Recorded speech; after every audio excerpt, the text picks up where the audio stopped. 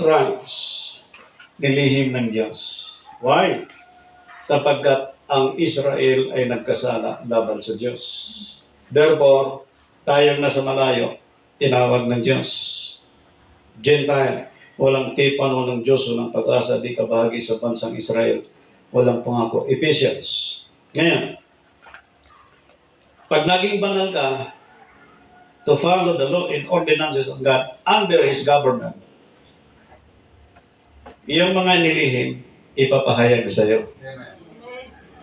Why we have Matthew chapter 12 verse 42 na ang anak ng tao ay mapasailalim ng lupa ng 3 araw at 3 gabi. Ang isang araw, which is 24 hours, 3 araw, mayroong 72 hours. Question, Pastor, saan galing ang 72 hours? Sapagkat hindi pwede na mayroong 3 days and 3 nights kung walang propesya at hindi nakasulat sa Old Testament. Inilihim yan. Pero inihayag ng Diyos. Tingnan nyo ha. Yung 72 hours, okay. Tingnan nyo ha. Pagdating sa creation ng Panginoon, from 1 day, 2 days, 3, 4, 5, 6, 7. Pagdating ng 7th day, God was rest. Okay, nagpahinga ang Diyos. Ang tanong, napagod pala ang Diyos? Pagod din. Pagod din, naging tao siya. Yan ha? God was rest. Okay. Sinabi niya, ang isang araw ay merong 12 oras pagdating sa bagong tipan. Amen. Bakit hindi niya sinabi na ang gabi ay meron ding 12 hours? Sinong nagsabi na ang gabi ay merong 12 hours? Di ba ang ating sanglibutan? Ang araw lang ang binigyan ng Diyos ng diin sa bagong tipan na merong 12 oras ang isang araw. Ibig sabihin, day lang. Araw. Kagabi. Ganun din. Day lang. Ang day ay merong 12 hours. Day.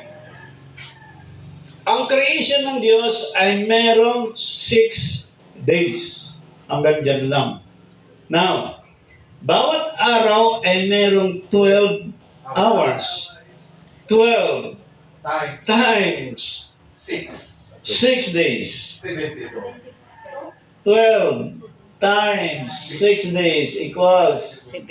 That is why ang anak ng tao mapailalim sa lupa ng 3 araw at 3 gabi, which is 72 hours. Dahil sa creation pala ng Diyos, meron ng 72 hours na ginawa ang Diyos bawat araw sa kanyang creation.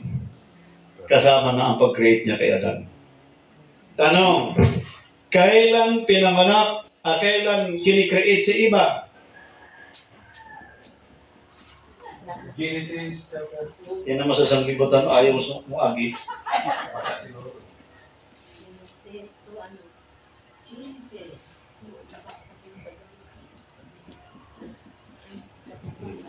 Is that?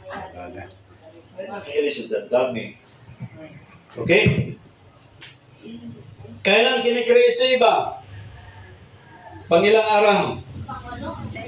8. Why? Sapagkat sa 8th day ay merong solemn assembly. Pag sinabing solemn assembly,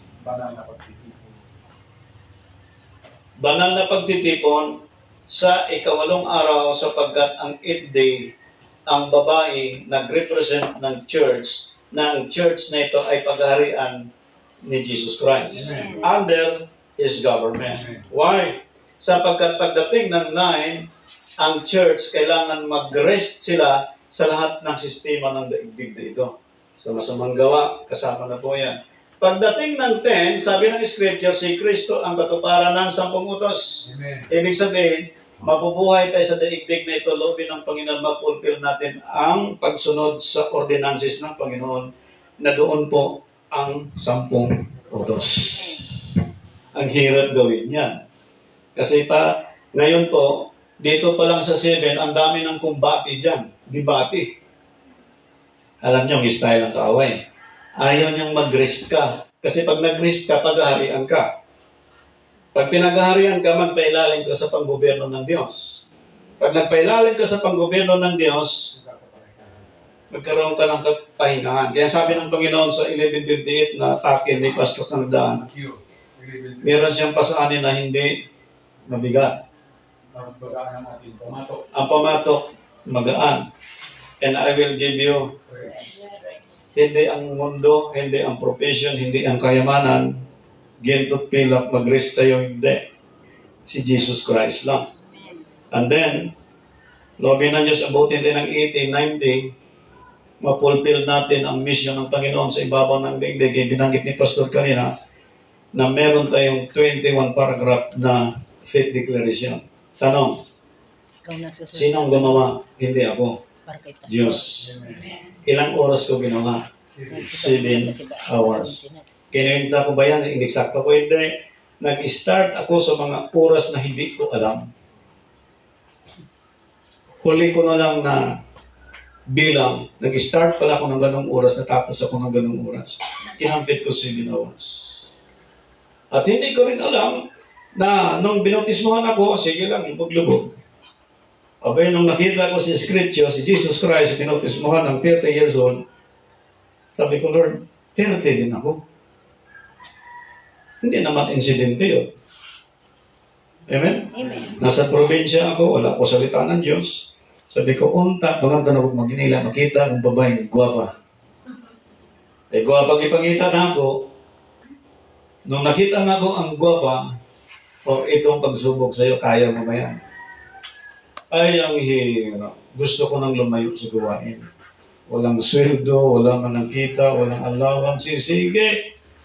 Pero sabi ng Diyos, binasa ni Pastor kanina, ang kaluwalhatian, Ama, na binigay mo sa akin, binigay ko sa kanila. Upang maging isa, katulad natin. Yan. Ngayon, walang ibang tinuro sa atin ang panggobyerno. Dahil ang government ng Diyos ay nandoon po ang 10 utos. Itong problema sa dahil natin ngayon. Balikan natin, ang 6 days creation ng Diyos, doon po nag-reveal ang 72 hours. Ngayon, inilihim sa angkan at lahi, ngunit ipinahayag sa mga, pag tinanong niya ako, Pastor, banal ka ba? Ang sasabihin ko sa inyo, ikaw nagsabi niya, hindi ako. Basta tinuro ko lang. Pero common sense, alam niyo na yun. Amen? Amen. Kamag-alala, hindi ako kandidato ng kapitan. Basta lingkod lang tayo ng Diyos. Amen? Yan ang sabi ni Pastor kanina na kakain din ng pagkain hindi napapanas. Amen. Okay? Next question. Started it? Ako pa. Ako, Bishop. Sige. Tanong. Alin po ang mas mahalaga sa paglilingkod sa Diyos? Napakahabang buhok, speaking tongues, paglilihans, o ang pagtutuli sa puso? Okay. Dami nun. Speaking tongues, pagtutuloy sa puso, mahambang buhok. Sige, sinamarize mo. Summarize ko rin. Amen. Okay. Tayo naman nagbabasa sa Biblia. Wala namang may beginners dito sino. Yan sister, may beginners. Yung fighter man eh. Maayo ang memory niya. Sino pa? Si Brother Bill. Hindi naman beginners yun. Kasi dati kay Pastor Carillo yan eh. Tama ko, brother? Si Brother Noel, hindi nakatagataga yan. Nakarating ang pambansa yan eh. Radyo, kikinig mo, word of God. Ang dami, halo-halo niyan. Kinahirapan siya paano i-compile natin. Sa dami.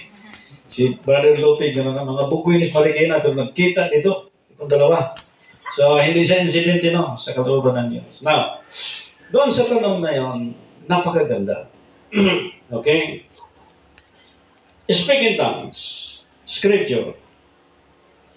Pag ikaw ay nagsalita na hindi salitang natutunan mo, blah, blah, blah, blah, blah, blah, blah, blah, nakipag-usap ka sa Diyos. Amen.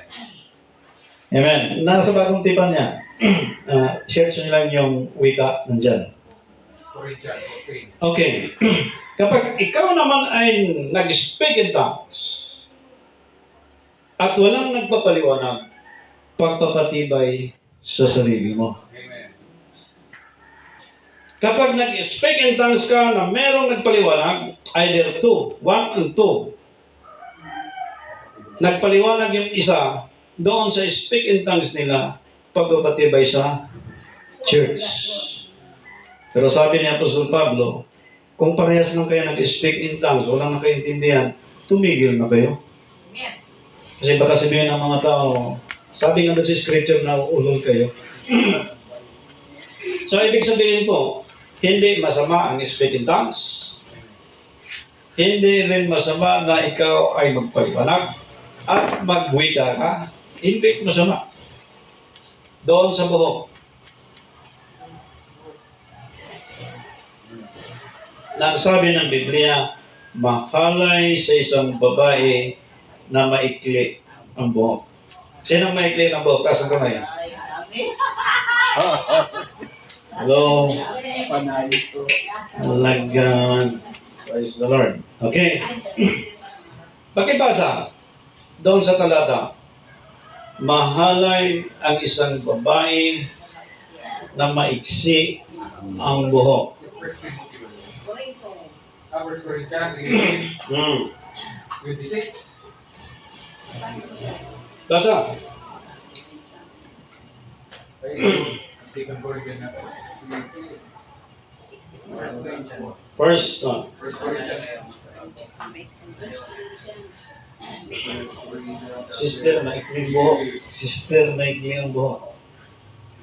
11:14. Si nanay, may maikli ka ba, nay? Amen. Okay. Pakinggan natin para makita natin kung ano Amen. Oh. ang lalim at ang babaw. Hindi baga katagalagahan ang nagtuturo, pakinggan natin sa inyo, na kung may mahabang buhok ang lalaki, ay mahalay sa kanya. Question mark. Kwento na yun. Pagdating sa 15, datapwat kung ang babae ay may mahabang buhok, tama, ay isang kaaturihan niya. Sapagkat ang buhok ay binigay na pantakip. Maliwanag ko, ito ba? 16. Datapwat kung tila mapagtunggali ang sinuman mahilig sa argue. Walang gayong ugali kami ang nagsasalita ang mga nagtuturo ng salita. Amen. Di ang iglesia man ng Diyos. Sa verse 6. Datapwat. Sa verse 6. Oh, sa 11:6. 11:6. Ayan talaga yung... Ganito ang mababasa natin sa 6. Pastoruli. Sapagkat kung ang babae ay walang lambong, ang tinutukoy ko dito rectamente lambong, ay pagupit naman. Ngunit kung nakahiya-hiya sa babae ang pagupit o paahit, maglambong siya. Ang subject matter po dito, lambong.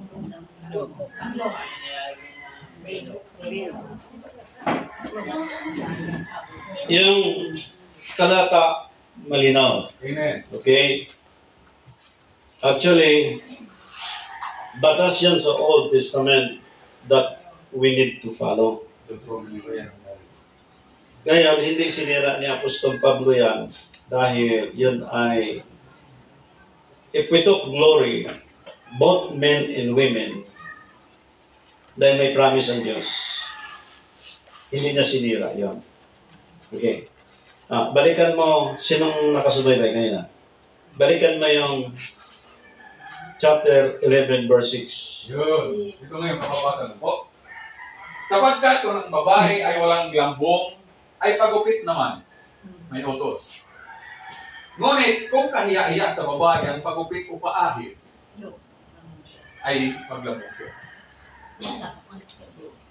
Ang tinutukoy na scripture nandyan, kapag ang isang babae ay nanalangin na maikli ang buhok, ay Naglabog. mahalay sa isang babae. Amen.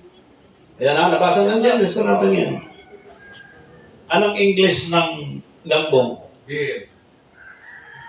Ibig sabihin, ang tinutukoy ng scripture, every time that you are praying to God, devotion ka sa bahay mo, but it's not intentionally na talagang gusto mong magpaikli sa buhok. Ngayon, sabi ko nga kay Sister Belia at mga sister, ngayon, pag inatasan kayo ng opening and closing prayer, magbilo kayo. Bumili kayo ng bilo. Nakakaya sa Diyos, kausap mo eh. Sabi nga kanina, inilihim sa angkan at lay, inahayag sa mga banal. So, ang buhok is part ng outer part. Amen. Amen. So, from the inner part of our body, which is heart, mas importante. Kasi, hindi mo ma-arrange ang outer part mo kung hindi na-arrange ang inner part. Ngayon, 2 months lang naman yung buhok, pwede mong pahabain.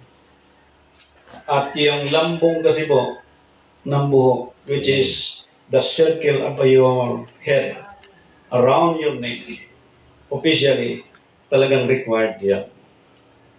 Pero kung gusto niya magpahaba hanggang bagyaran, go ahead.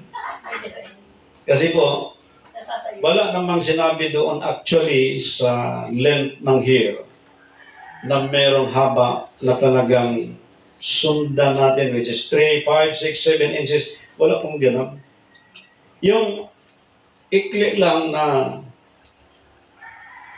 nag-share si Pastor Armando sa nagdaan, kanyang na-reveal mula sa Panginoon, para ma-identify yung babae, kung sino yung babae, kung sino yung lalaki. Okay? Ngayon, 2 months lang naman po, pwedeng humaba yan. So, tayo, bilang lingkod ng Diyos, sumunod tayo sa sulat ng Biblia, sa sulat ni Apostol Pablo, na gawing may karapatan at kayusan lahat ng bagay. But, we don't have any instructions to force any women today sapagkat kailangan ng Holy Spirit ang mag-lead sa Kanya. Because we are not under the law. We are under the grace of God. Sapagkat ngayon po, sabi ko nga kanina, if we talk nations, maraming maahaba na ang buhok. But if we talk ordinances of God, they are violating the law and ordinance of God.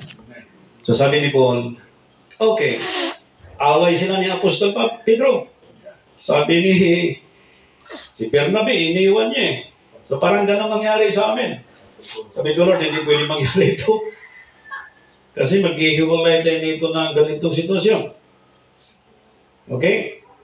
Sabi ni Pablo, okay Bernabe, may ka lang mag-preach sa mga Hudyo ha. Pagdating sa Hintil, binuang man yung mga kunwari, ramana. Pagdating sa Hudyo, tuli. Pagdating sa Hintil, hindi na. Ano ba talaga? Ngayon, away sila ni Paul, pero sinong nag-ayos sa kanila? Di ba ang Espiritu Santo? Amen. Amen. Kasi po, walang ibang reconciliation na mangyayari kung walang lead ng Holy Spirit. Yes. Ang batas, firstly, tinanggal ng Diyos yan through Jesus Christ. Kaya sabi ni po, okay, papasok tayo sa circumcision. So lahat ng problema na yan, yung tinatanong ni Sister, ang diniliin ni Pablo, yung pag-reconcile sa puso. Amen. Amen, Brother Lodi. Amen. Hindi ka na nguyam. Sigurado ka? Okay. Ang puso, kailangan tuliin. Handa ba kayo sa pagtutuli? Amen. Bring. Sabi na kami. Handa na ba tayo sa pagtutuli? Amen. Oh. Ngayon, ang view na ipinakita ng Diyos sa kanyang tabernakulo, outer part, inner part, and the most holy. Ngayon, hindi tayo makapasok. Saserdote lang. Sa kingship time, ang saserdote, uupo doon as a King of Kings and Lord of Lords. Okay. Through Jesus Christ, makapasok na tayo sa Holy of Holies. Tatlo yan eh. Tatlo. 1, 2, 3. 1, 2, 3. Tatlo yan. Dati, dito lang yung bayan. Sacerdote lang makapasok dyan. But through Jesus Christ, the high priest of our profession in Hebrews chapter 3 verse 1, makapasok na tayo dito. Kaya ang design sa Old Testament, yan, ang design sa New Testament. So hindi mo siya magamparan ang panggobyerno ng Diyos dito sa Holy of Holies Anong gusto kung mo hindi sa ma-restore ni Jesus Christ ang mga law and ordinances. Ang sabi ng Acts chapter 3 verse 23. Acts 3:23. Amen. Ito po ang ating mababasa. At mangyayari na ang bawat kaluluwa na hindi nakikinig sa propetang niyaon ay pupuksain lubos mula sa gitna ng bayan. Yun. Ang bayan kailangan makikinig sa propetang yun. Sinong pakinggan natin? Lubat na. Di ba ang propetang ginamit ng Diyos sa Old Testament, si Moises? Siya ang tinuruan ng Diyos ng mga law and ordinances of God. Amen. Ngayon, ang propeta natin sa last days, sino? Jesus Christ. Hindi si Branham. Hindi po, Kristo. Hindi si Eden White. Hindi rin po. Hindi rin ako, lalo na. Yes. Jesus Christ. Amen. The one and only Jesus Christ. Anong sabi doon? Sa Hebrew, Anong sabi doon? Acts 3:23. Acts 3:23. Acts 3. 23. ha? Acts 3:23. Ang mangyayari ng bawat kaluluwa na hindi makinig sa propetang niyaon ay pupuksain lubos mula sa gitna ng bayan. Propeta ang nagsabi niyan. Walang iba ang propeta natin, si Jesus Jesus Christ. Christ. Amen. Amen. Siya ang King of Kings and Lord of Lords na katuparan ng 10 utos. Oh. Kaya ako takot na hindi masunod yung sulat ng mga propeta dahil pag hindi masunod sabi doon sa scripture, Pupuksain. pupuksain sila ng Lubos. Opo. ano ba sa tingin yung puksa? Patay. Patay. Papatayin. Uksa, salot. Destroy. Ang mag-restore 3:21. 3:21. I-atras natin mga kapatid. Na siya ay kinakailangan tanggapin ng langit hanggang sa mga panahon ng pagsasauli ng dati Yun. Ng lahat ng mga bagay. ng lahat ng mga bagay. Kung ang buong daigdig na ito ay inalipin ng dagdag bawas, hindi na kayang i-restore yan ng mga churches, ng gobyerno in every nations. Ang mag-restore niyan, si Jesus Christ. Amen. Kaya lang, kailangan natin maintindihan ang 3 days and 3 nights, which is 72 hours, sapagkat kung walang pagkabuhay na maguli, walang restoration. Amen. Amen. Kung hindi din ako pinatay ng Diyos sa dati mong pagkatao, hindi natin din mapag-aralan sa araw na ito ang first day of the week. Amen. Mabuti na lang namatay ako sa dating pagkabao. Ano yan? Ay, wala. Inom, sigarilyo, na Lahat na. kaluguhan. Sabong. Yan, minala na ni Tatay Lupe. Lahat. Yes. Alam niyo, mga kapatid kay Kristo, i-restore ni Jesus Christ by His death and resurrection. Amen. Kaya nilood ng Diyos ko, no, sa buong daigdig, Hindi. sa buong daigdig, pag tumingin kayo sa YouTube, Hindi maaaring hindi ka aral. mayroong nakalagay doon, Yes, totoo. the government of Jesus Christ. Pero tayo lang sa ilang billion or million sa YouTube, Facebook, na mayroon Jesus Christ government under Isaiah chapter 9 verse 6 and 7. Amen. King siya ngayon. Amen. Ang kasama niya sa paghahari ng 1,000 taon ay mga pili at tapat. Jesus Christ, He died for us. Amen. We died for Him because He died for us. Amen. Amen. Magtatagumpay tayo. Amen. Ayon sa pangako ng Diyos. So, ang pinag-uusapan natin na hindi tayo makapasok dito sa Holy of Holies, makapasok tayo through the government of our Lord Jesus Christ. Siya tutulong sa atin para makapasok tayo. Ang sabi doon sa binasa ni Sister Marisa, Ano? inilihim sa mga angkan at langit, ngunit ipinahayag sa mga kanyang mga banal. Amen. Amen. Hindi siya ipapahayag sa mga hindi banal. Amen. Amen.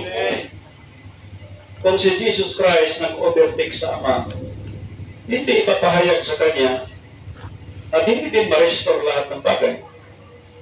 Amen? Amen. Nagda-drive ako. Ang takbo ko is 100 kilometers per hour. Biglang sasabihin ni Pastor Armando, akin na ngayon mabila. Gusto kong 120 kilometers per hour. Nakita ko po yung speed ng highway up to 60 and 80, 100 kilometers per hour. Hindi mo pwedeng sobrahan yun. Sapagkat may limit speed. Maximum limit. Diyan sa Commonwealth, 60 kph. Pagdating sa expressway, mayroon 60, 80, and 100. Ngayon, parang 80 na, binawasan na. So sa paglilingkod sa Diyos, ganun. Mga kapatid. Ngayon, ipapahayag siya mula sa angkan at lahi sa kanyang mga banal. Tanong, pag ilang lahi ka sa iyong panahon? Pag ilang lahi ka sa iyong panahon? Ano bang lahi ng nanay tatay mo naman? Naglilingkod sa Diyos? Salamat sa Diyos. Pero kung hindi, salamat ka sa lahi na yun. Lalabas sa iyo, ilalabas ka ng Diyos sa sistema ng provision ng daigdig. Ngayon, dito mo tayo, nakalabas na. Humanda kayo sapagkat susubukin tayo para hindi ka magtagumpay sa lahi mo. Amen? Amen. No. Inilihim sa angkan at lahi, ngunit inahayag sa mga banal. Ano ba ang qualification ng isang banal? Handang sumagot sa lahat ng tanong, hindi mahilig sa pera, sapat magdisiplina sa family, isang asawa, hindi dalawa, dila. Alam mo, dalawang dila ahas yun eh. Nakita na kayo ng ahas? Bayawag. Oo. Kaya mahirap ang lingkod ng Diyos na madadal, makwento. Pero hindi mahirap na magturo ka makwento kahit magdamag. Sasabayan ko kayo. Pero yung kwento ng sanglibutan, iiwan ko kayo. Okay. Dito na sa punto ngayon, inilihim sa angkan at lahi, ngunit ipinahayag sa mga banal. Ibig sabihin, pag nasa Holy of Holies ka, ito ay place ng